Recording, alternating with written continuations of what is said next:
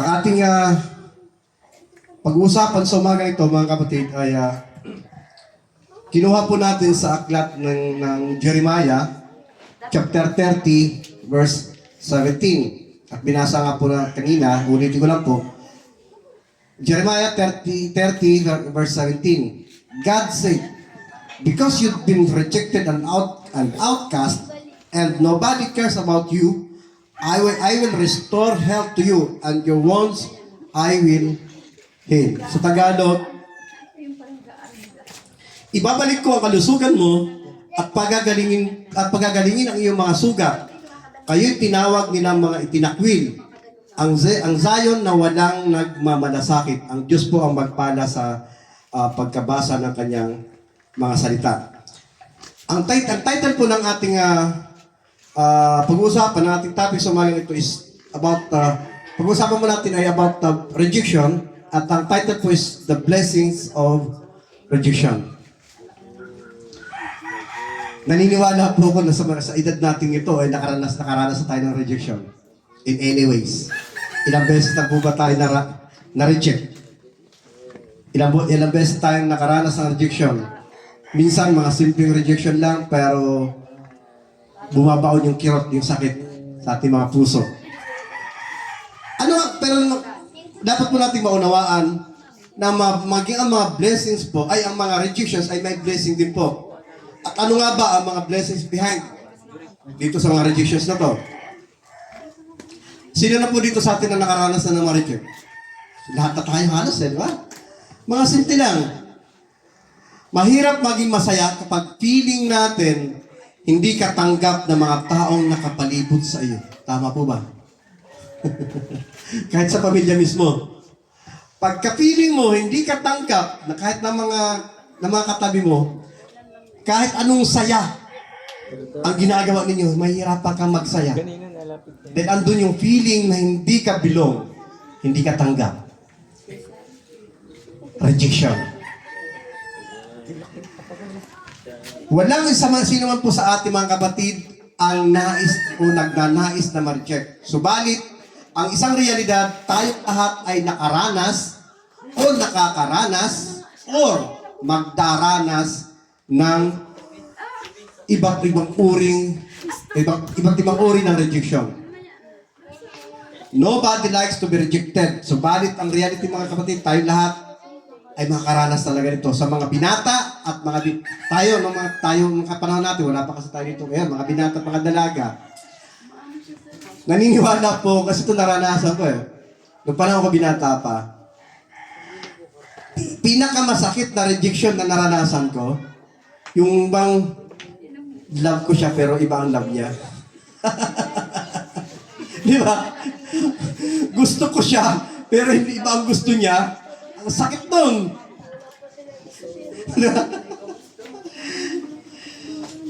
To realize, mga kapatid, na hindi lahat ng gusto natin ay meant para sa atin. Hindi lahat ng gusto natin ay akma para sa atin. May mga bagay na hindi akma sa iyo at may mga taong hindi ka gusto. Tama po. Ang masakit, nakangiti siya sa iyo, pero ang totoo, ayaw niya sa iyo.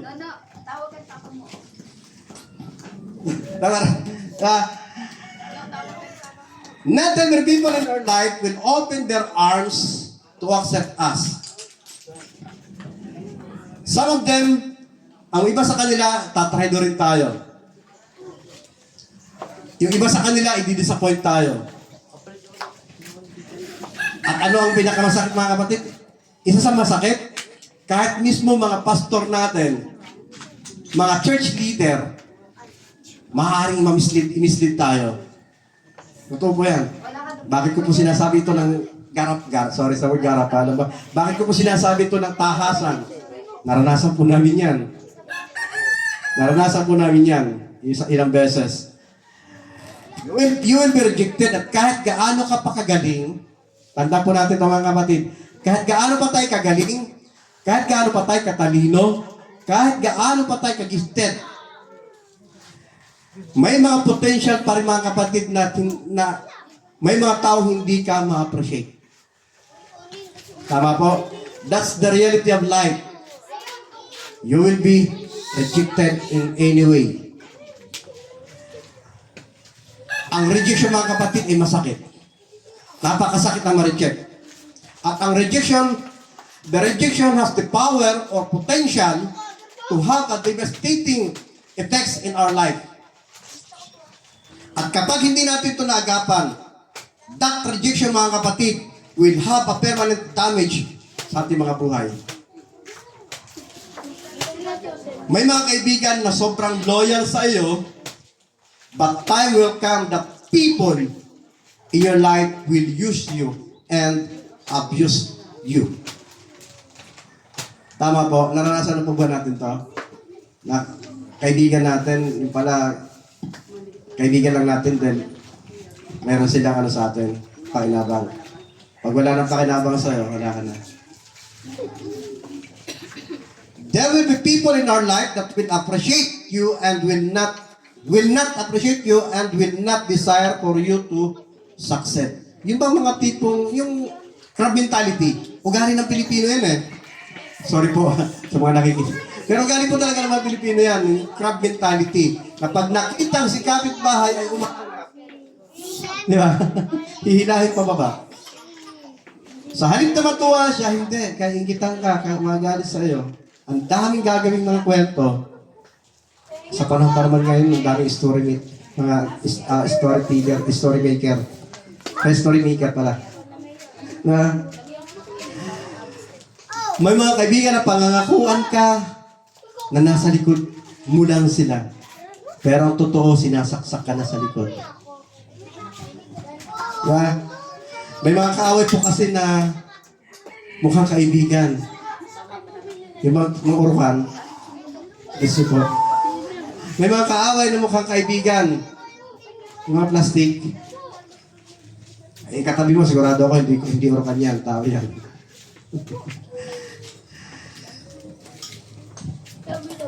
Kahit sa Bible, mga kapatid, maraming mga dakilang o mga kilalang mga karakter na nakaranas na rin talaga ng rejection. Marami. Isa na po dito si Joseph. Joseph the Dreamer. Ang kanyang tagurin sa Bible, Joseph the Dreamer. And I wish and I pray na next Sunday or next Sunday, may preach ko po ang buhay ni Joseph. Nabanggit pa rin lang po natin ang buhay si Joseph.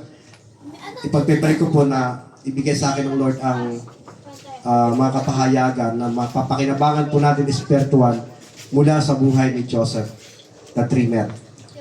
Joseph in the Bible was rejected by his own brothers. At itong rejection po na to, ito po si Joseph, sa kanilang pamilya, binigyan po siya ng Lord ng gift na nagkakaroon ng mga pangitain sa pamamagitan ng kanyang mga panaginip. At dahil doon, kinaingitan siya ng kanyang mga kapatid. Samot-saring mga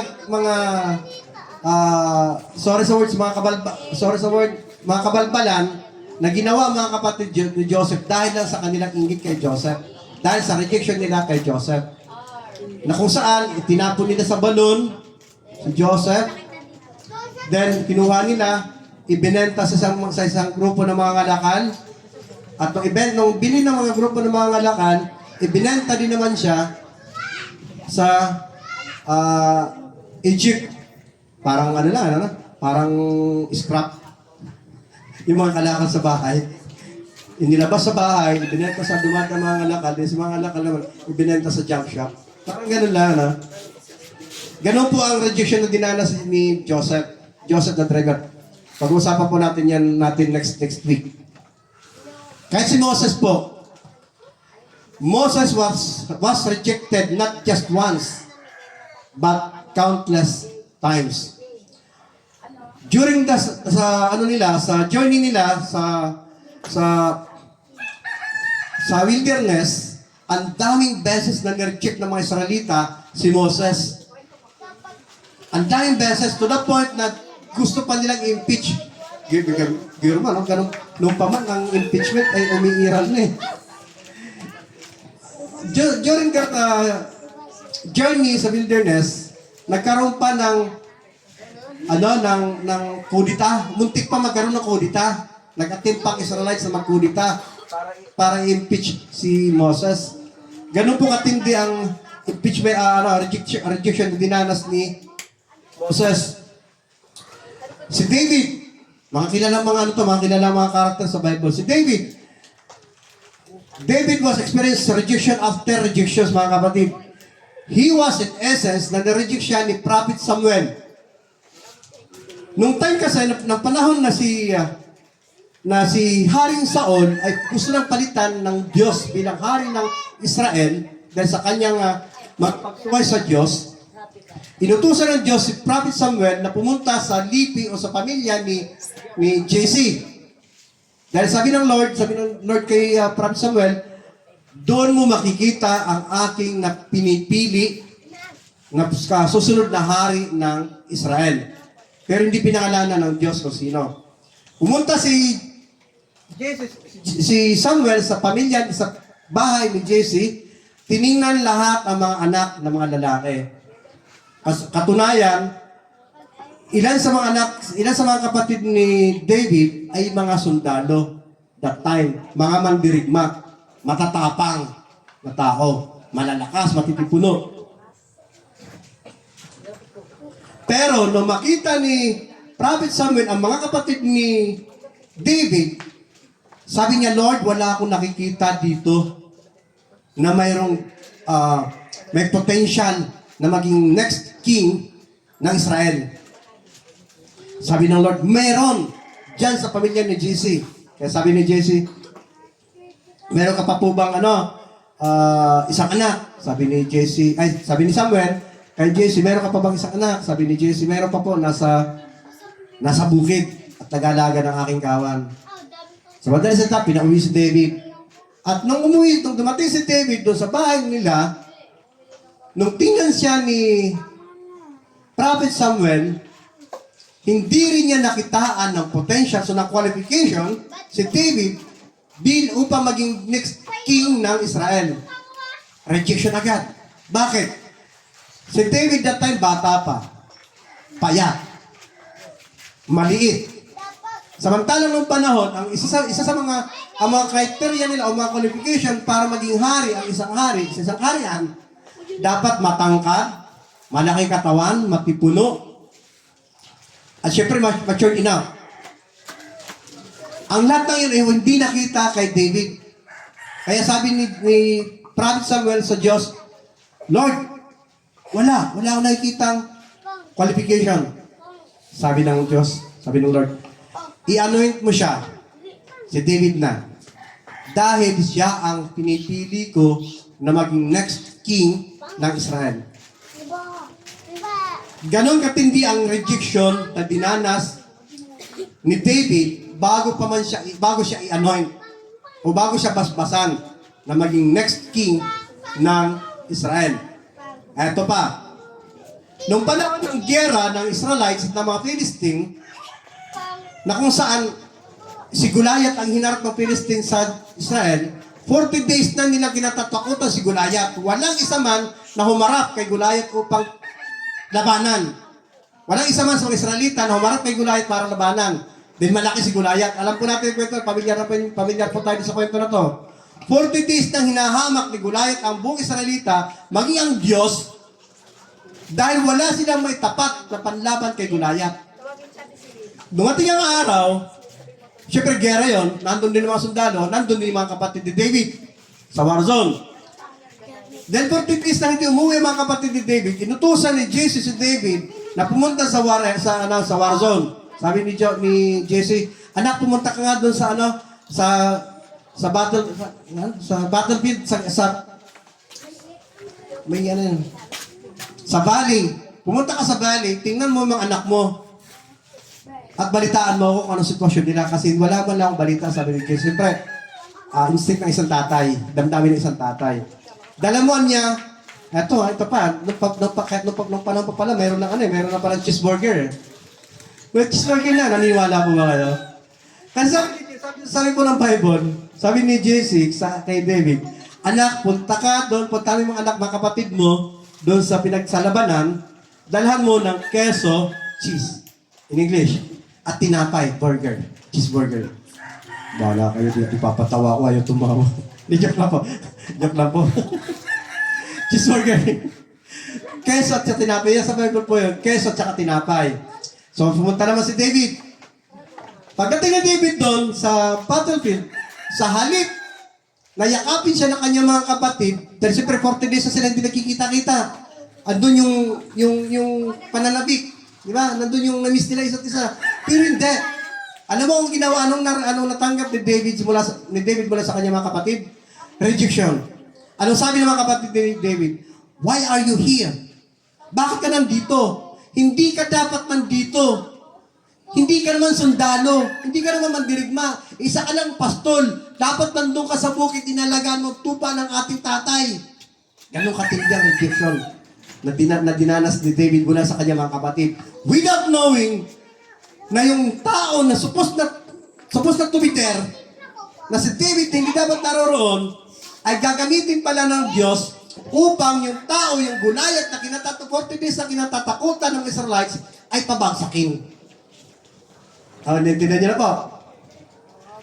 Si David na sinasabi ng mga kapatid niya na supposed to be there, hindi dapat naroroon, dahil hindi naman sa sundalo, hindi naman siya matapang, hindi nila alam na yung David na yan, na kanilang nire-reject, ang siyang gagamitin ng Diyos upang itapat o patayin si Goliath na 40 days nang hinahamak ang buong Israel.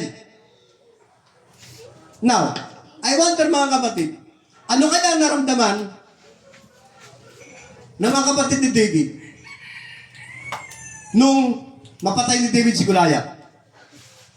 Ano kaya naramdaman nila? Diba? Nakakahiya. Diba? Ako mahiya ako nung sinabi ako ng kapatid ko, no, hindi mo naman kaya yan. Wala ka namang kakayanan. Then, all of a sudden, siya pala ang papatay sa kinatatakutan ko. Di ba? Nakakahiya. Ngayon, sa akin pa, dito sa senaryo na ito mga kapatid, nabuo ang aking paniniwala at naniniwala din po ako na kahit nung paman, ang mga rejection na ating naranasan o na-experience ay hindi dapat at hindi talaga makakapekto sa kung anong meron ka. Nireject ka ng tao, pero yung rejection na yan, hindi dapat yung makapekto sa potential na meron ka, sa quality na meron ka, sa capacity na meron ka. Tama po? Nag-gets niyo po? Hindi dapat yan makapekto kasi hindi porket rejected ka, wala kang kakayanan. Hindi porket rejected tayo, wala tayong kakayanan. Because Joseph was rejected but ended up victorious. Si Moses, nireject but ended up victorious. Si David, and kahit mismo ating Panginoong Jesus, nakaranas ng rejection. Tama po ba? Hanggang sa pinatay nga siya eh. Pero, sa kabila ng rejection na yan, nagtapos sa tagumpay na nagdulot ng kaligtasan natin. Nagdulot ng kapatawaran ng ating mga kasalanan. Kaya nakaranas sila ng rejection. Ngayon, kung sila nga ng mga kilalang tao sa Bible, mga dakilang tao sa Bible ay nakaranas ng rejection, ano po ang ating panghahawakan o pinanghahawakan na masasabi natin na hindi natin mararanasan ang rejection? Ibig sabihin, lahat po tayo magdaranas ng rejection. At ang rejection na mga kapatid ay pwedeng gamitin ni Satanas upang magkaroon tayo ng sugat sa ating mga kaluluwa. At yung sugat na yan, sugat na hindi kayang pagalingin ni Manas. Sugat na hindi kayang pagalingin ng kahit mga dakila manggagamot dito sa lupa. Ang sugat na mga kapatid ay dadalhin mo for the rest of your life. Ang sugat na yung gagamitin ng demonyo ang mga rejection sa'yo to put you in bondage. At magugulat ka na lang mga kapatid, you are in prison of rejection. Because some point in our life, mga kapatid, kapag hindi mo ito madil, pwede kang makulong sa idea na hindi natin kaya. dahil may nagsabi sa iyo na hindi mo kaya. Tama po ba? Marami sa atin ang ganon. Marami sa atin ang ganon. Sa Diyos ang kapurihan, may kilala po akong youth pastor. May nakilala po akong youth pastora na kung saan mula pa sa pagkabata, namuhay talaga siya sa intimidation. Namuhay siya sa intimidation.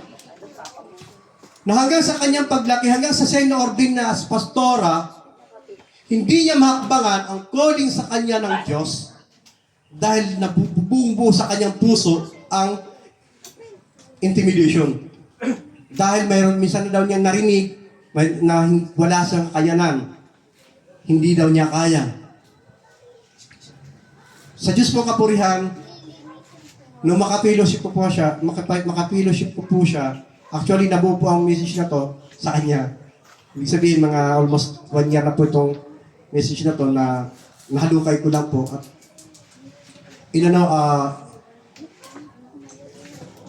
in-encourage ako ng Holy Spirit na ito ang ibahagi ko sa umagang ito. At sa Diyos ang kapurihan, sa ngayon, yung pastor po ngayon, ay taas nunang tumatayo at tumaharap sa congregation kung pamangaral ng mga salita ng Diyos. Ibig sabihin, kung naranasan niya ma-reject noon, hindi yun naka-apekto sa potentials na mayroon talaga siya. Kasi kung magpapakulong tayo, mga kapatid, sa mga revision sa atin, dati ang panahon, kung mananatili tayo nakakulong sa mga revision sa atin, dadating ang panahon na mangangarap na lang tayo, sana kaya kong ganyan. Sana ako ganun din.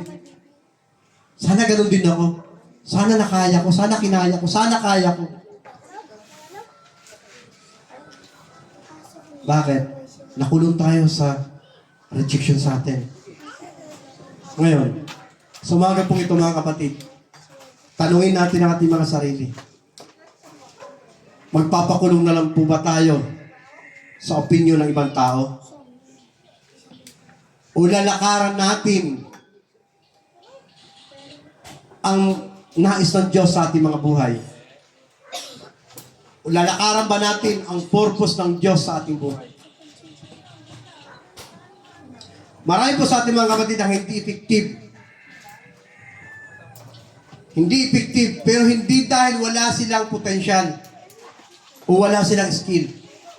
Actually, sobrang skillful po nila.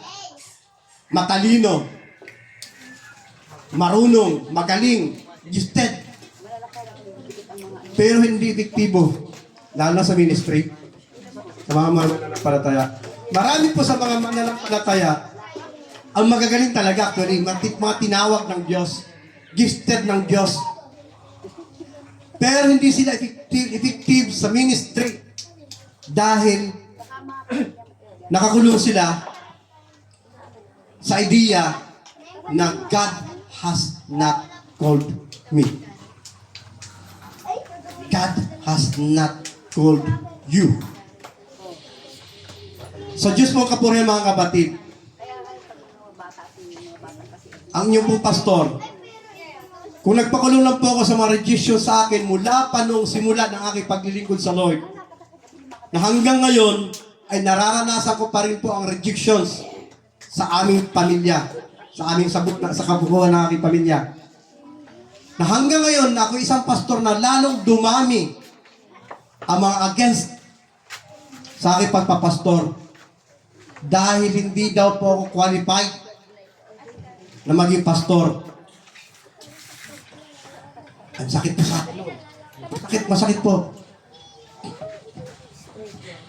Pero kung nagpakulong lang po ako sa pain ng mga rejection sa akin, dahil hindi ako pasado sa mata ng mga tao, wala po sana ako dito ngayon sinuratan. Wala po sana tayong gawain dito sa lugar na to. Tama po ba? And even yung mga taong wakala natin ay siyang akala namin noon na siyang makakatulong sa amin, tutulong sa amin o magtatanggol sa amin, at the end of the day, sila din po ang nagbagsak sa amin. Ang sakit na rejection nun. But I really thank God dahil pinatutunayan ng Diyos na mali silang lahat sa pagre-reject sa akin or sa amin. Isang realisasyon mga kapatid. Rejection will lead to disappointment. Ang rejection po mga kapatid ay magdadala sa atin sa pagkadismaya. At ang pagkadismaya na ito mga kapatid ay magdadala sa atin sa pagkawalan ng pag-asa o panghihina o kahinaan ng loob. At pag pinahinaan tayo ng loob mga kapatid, ang kahinaan ng loob natin ito ay dadalhin tayo sa pagkatalunan. Same logic. It means that if you feel rejected and built with it, you will be defeated along the way. Kung mananatili tayo sa feeling ng isang rejection, talunan tayo. We don't deserve na maging talunan mga kapatid because victory is our birthright. Victory is our birthright.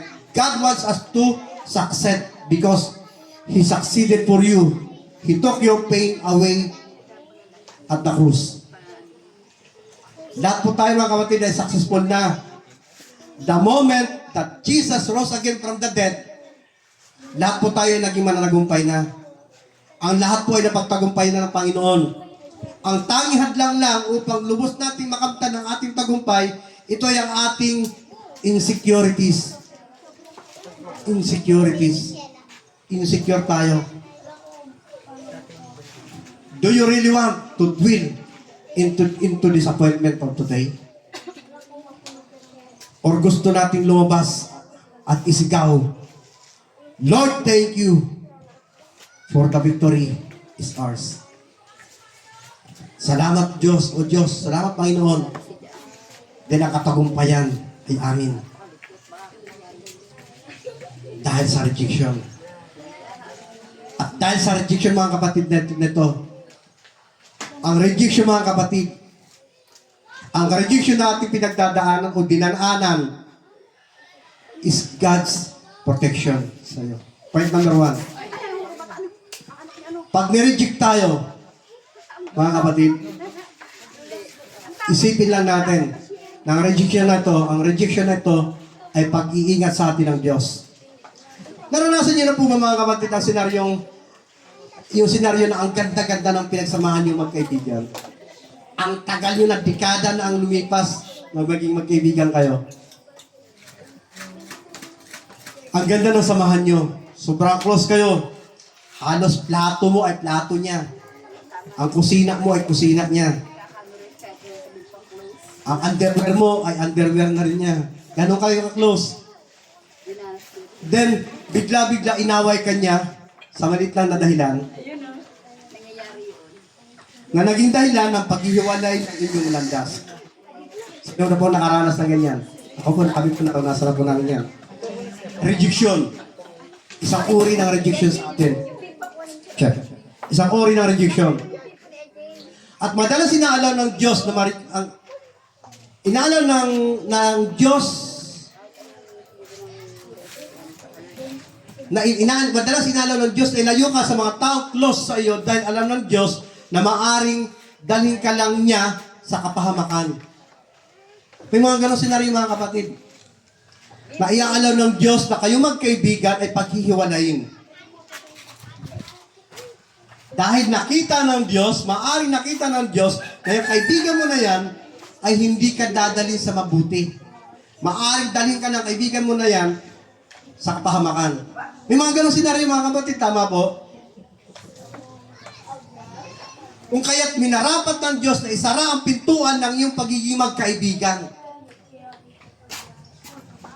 Dahil alam ng Diyos na pag nagpatuloy ang inyong pagiging mag-close, matatangay ka sa kapahamakan. At kailan natin maunawan mga kapatid na hindi lahat ng closed door ay dead end. Hindi lahat ng nakasarang pintuan ay wala ka ng pag-asa na makapasok pa doon. Maybe ang gusto ng Diyos ay lumingon ka upang makita mo ang open door na para sa iyo. Ay, hindi nagigits mo natin. Hindi lahat ng closed door ay dead end. Ang gusto ng Diyos, lumingon ka. Dahil maaari na sa likod mo yung open door na para sa iyo. Kailangan din na po natin maunawin mga kapatid na hindi lahat ng open door ay blessings. Inuulit ko po, hindi lahat ng open door ay blessings. Minsan, ginagawa itong patibong ng kaaway upang mailayo tayo sa presensya ng Diyos. Tulad na lang po halimbawa ng pagtatrabaho ko. Napag-usapan namin ko ng asawa ko. Although, nagpray kami na makapagtrabaho ko. Dahil kailangan talaga. Naramdaman namin yung needs ng pamilya, mga anak namin, maging needs ng ministry na kahit walang pambili ng battery ng microphone natin, hirapan kami. So, nagpray ako sa Lord, gusto sana magtrabaho. At dumating ang panahon, bigla-bigla may open door. Yung open door na yan, dahil nasa punto kami, nasa roro kami ng aming pangangailangan, grinab ko kagad. Nang hindi man lang muna ako nagtanong sa Lord, ito ba'y para talaga sa akin? Ito ba talaga galing sa iyo para sa akin? Basta ko na lang po grinab. Doon sa panahon nagtatrabaho na po, dyan na po sa trabaho ko na yan. Sa nagtatrabaho na po ako dyan, may senaryo na pakiramdam ko, hindi akma sa akin ang trabaho to. Bilang pastor, at may church na tinatayuan, sabi ko, parang hindi akma sa akin ang trabaho to. Bakit po? Nung nandun na ako, halos wala akong time magbasa ng Bible. Kumbaga lagari, kasi driver po ako doon. Lagari talaga kami. Halos wala akong panahon makapagbasa ng Bible. Kaya dumating nga sa panahon, sabi ko kay Ella, sabi ko, parang hindi para sa akin ang trabaho na to. Hindi na ako makapag-devotion, sabi ko. Nakapag-devotion naman sa bahay. Parang, ba't din ako, doon sa trabaho, wala akong oras para makapagbasa ng Bible. Maging sa paggawa ng outline, sermon outline, sabi ko, parang parang wala na akong time. Kasi pagdating sa bahay, pagod na. So, tendency, antukin. Tulog. Ganun pa ba, nag-pray pa rin po talaga kami sa Lord. Lord, galing po ba talaga to sa iyo? Yung trabaho na to. At parang inilalayo ako. Pakiramdam ko lang naman. At parang inilalayo ako sa ministry ko, sabi ko. At parang unti-unting napapabayaan. Parang hindi ko nagagampanan ang ministeryo ko, sabi ko. Ganun pa man, binigyan ako ng Lord ng wisdom.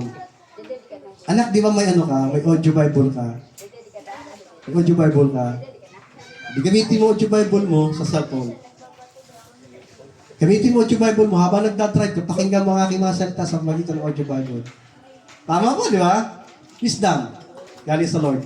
Dahil kung hindi kami nag-pray, kung hindi ako nag-ask sa Lord, maaaring i-give up ko sa trabaho, ay di napabayaan nabitawan ko yung blessings. Yeah. At ngayon, unti-unti pinaluluwag ng Lord yung trabaho ko. Nung time kasi na yun, ang dinadrive ko, kulong-kulong. So, minimal ang ikakarga namin materyales. So, lagay talaga. Glory to God, nung Sabado po, Biyernes ng gabi, dumating na po yung truck na idadrive ko na talaga. So, malilimitahan na po yung time na nakahawak ako sa manibela. Mostly sa time ko, ay nakaupo na lang, naghihintay na mapuno ang truck. Then pagdating sa destination, maghihintay na ma-unload yung truck. So, mas marami ang time ko para makapagbasa ng Bible. Wisdom. Yun. Kailangan po natin ng wisdom. Kasi sabi ko nga kanina, hindi na itong open door ay blessings. Kaya pag may open door, mag-ask ka ng wisdom sa Lord. Lord, galing ba ito sa'yo? Para sa akin ba talaga ito? At ibibigay ng Lord ang mga sinyales kung ang open door na yon ay galing talaga sa Kanya. Number 2, the blessings of rejection is God's correction. Una, blessing ng rejection ay God's protection. Point number 2, rejection is God's correction. Masakit mga kapatid at mahirap at madalas hindi natin natatanggap na pag kinokorek tayo sa akala nating tama tayo. Madalas yun, di ba? Akala natin, sa pagkakakala natin, sa pagkakaalam natin, tama yung ginagawa natin. Tama yung ikinikilos natin. Ba't alam ba sa atin, may bubulong sa'yo, hoy, mali na yung ginagawa mo. Some part sa atin mga puso ay may kirot, may kurot, may sakit. Kasi kinorek tayo. Lalo na kung ang nagkukorek sa atin mga kapatid ay mga taong inakala natin mga walang alam sa buhay. Yung mga tipong tingin natin mas matalino tayo sa kanila. Sa tingin natin mas marami tayong alam kaysa sa kanila, then iko-correct nila tayo, magsasabihin nila tayo. Madalas na ibabaw ang ating pride. Ano bang malay mo? Mas marunong naman ako sa iyo eh. Sometimes ganun tayo, di ba? Kasi nasasaktan tayo dahil tinatamaan yung ating pride. At isa sa pinakamahirap nating tanggapin mga kapatid ay ang correction sa atin ng mga bata pa kaysa sa atin. Bata pa, spiritual, or bata pa, maging bata pa, physical. Hindi natin matanggap, nahirapan tayong tanggapin pag ikinokorek tayo ng mga tao na mas nakakabata pa sa atin. Tama po? Pero paminsan-minsan mga kapatid, kailangan din po natin makinig sa mga sinasabi sa atin ng mga taong nakakakilala sa atin. Bata man o matanda, sorry sa word, bobo man o hindi o matalino, kailangan po natin pakinggan ang kanilang sinasabi. Dahil madalas mga kapatid, gumagamit ang Diyos ng mga taong inakala natin mga walang muwang sa mundo upang ipamukha sa atin na hindi lahat ng bagay dito sa mundo ay alam natin at kaya natin. Tama po. Rejection is an awesome opportunity for God to mature you. Rejection is awesome opportunity for God to enhance our relationship with God. Ganito po. Nag-apply ka ng trabaho. Nag-apply tayo ng trabaho. Dahil confident tayo, tulad ko, hindi ko nilalayo sa sarili ko noon, nung security guard pa po ako, ewan ko, siguro sa kasama yabang ko. Confident po kasi ako pagdating sa security, sa world ng security, sa pagiging security guard, mataas po ang confident ko sa sarili ko. Kaya nakita ni Ella paano ako mag-uniform. Smart. Sa Diyos ang kapurihan, smart po ako mag-uniform. Then pagdating po sa duty, talagang, ginagampanan ko po talaga ang trabaho ko.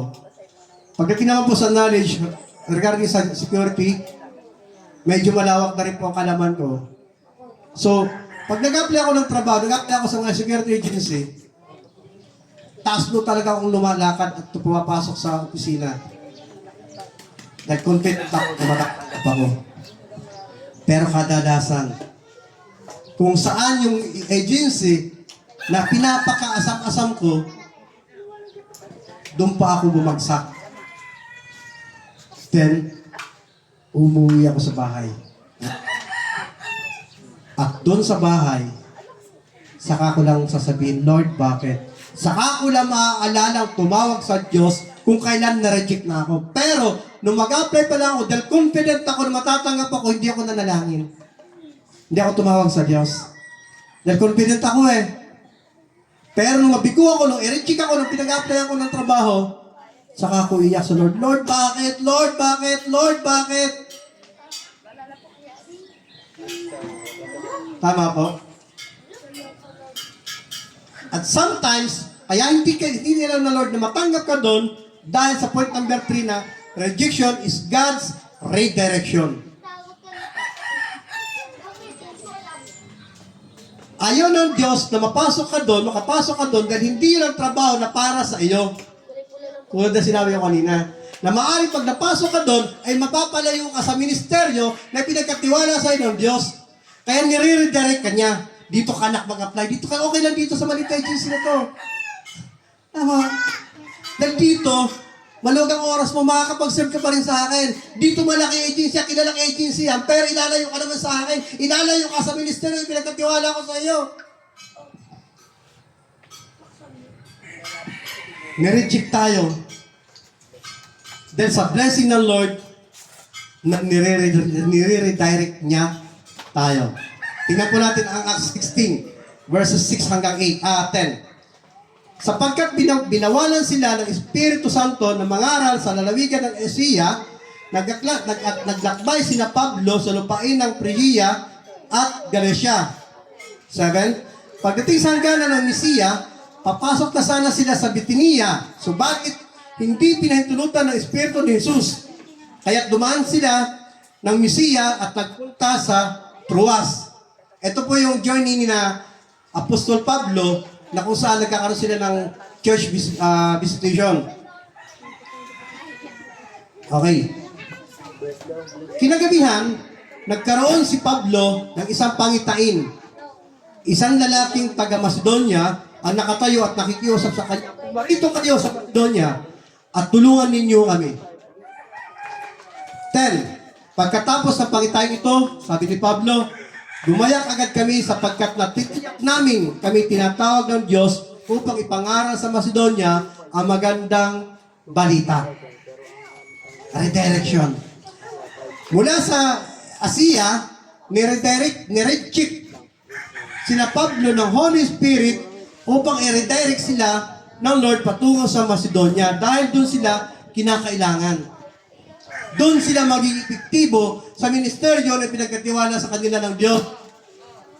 Katulad din naman po sa amin. Sa Diyos po kapare, muli po gagamitin ko po ang aming check. Hey. Check. Hey.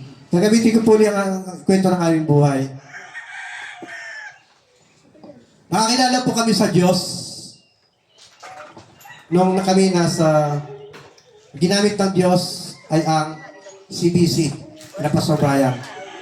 Mula kay Pastor Brian, niredirect kami ng Lord papunta kay Pastor Christian for a purpose. Mula kay Pastor Christian, niredirect kami ng Lord kay Pastor Erwin for another purpose. At mula kay Pastor Erwin, niredirect kami ng Lord kay Bishop Ruel for another purpose.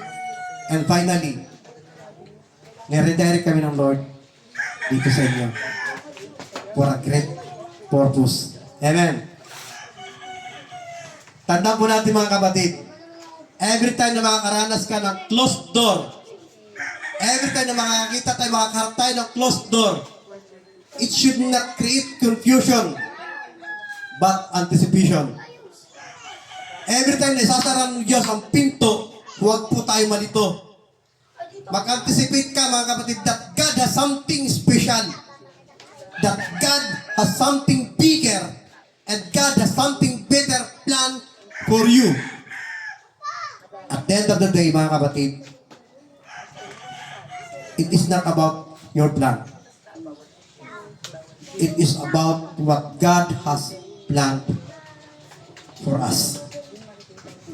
At sa ating pagtatapos mga kapatid, sa ating conclusion, when God closed the door, when God say no, always remember that God's protecting you. God correcting you and God redirecting you. God bless us all. Muli o Diyos, kami nagpapasalamat sa iyo sa umaga ito sa mga salita mo namin napakinggan. Salamat Lord, tulungan kami ng isang Espiritu upang malakaran namin at sa pamuhay ang mga salita mo. Paniniwala ako, Diyos, na mayroon kang kapahayagan sa bawat isa sa amin. Tulungan sila ng iba na Espiritu upang ito'y kanila maunawaan at sa pamuhay. Pinupuri ka namin, Ama, pinapasalamatan sa tanging pangalan ng iyong anak na si Jesus Cristo ay Panginoon, ang natin magsabi ng Amen. Pakipamigay na po ang ating ostya at juice. Very good.